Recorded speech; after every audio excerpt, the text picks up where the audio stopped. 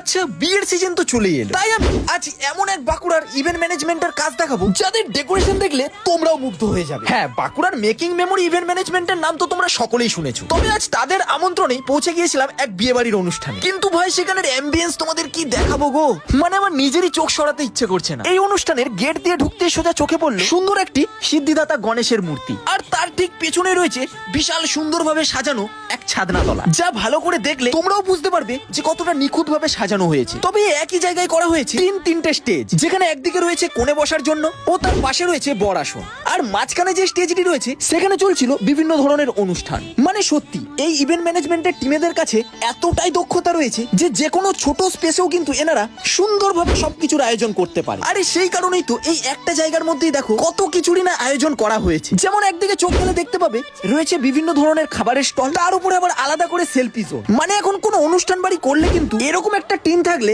আশা করি কোনো রকমেরই অসুবিধা হবে না। তাই তোমাদেরও বাড়ির যে কোনো ছোট বড় অনুষ্ঠানই হোক না কেন, এই মেকিং মেমোরি ইভেন্ট ম্যানেজমেন্টের হাতে যদি তোমরা এই দায়িত্বটা দিয়ে দাও না, তোমাদের ডেকোরেশন থেকে শুরু করে A to Z সবকিছু কিন্তু সামলে নেবে। আর সবসময় কিন্তু এনারা চেষ্টা করেন কিছু নতুনত্ব ট্রাই করা, তাই আশা করি তোমাদেরও সেটা ভালো লাগবে। আর এই টিমেদের কাছে কি কি সার্ভিস পাবে জানো?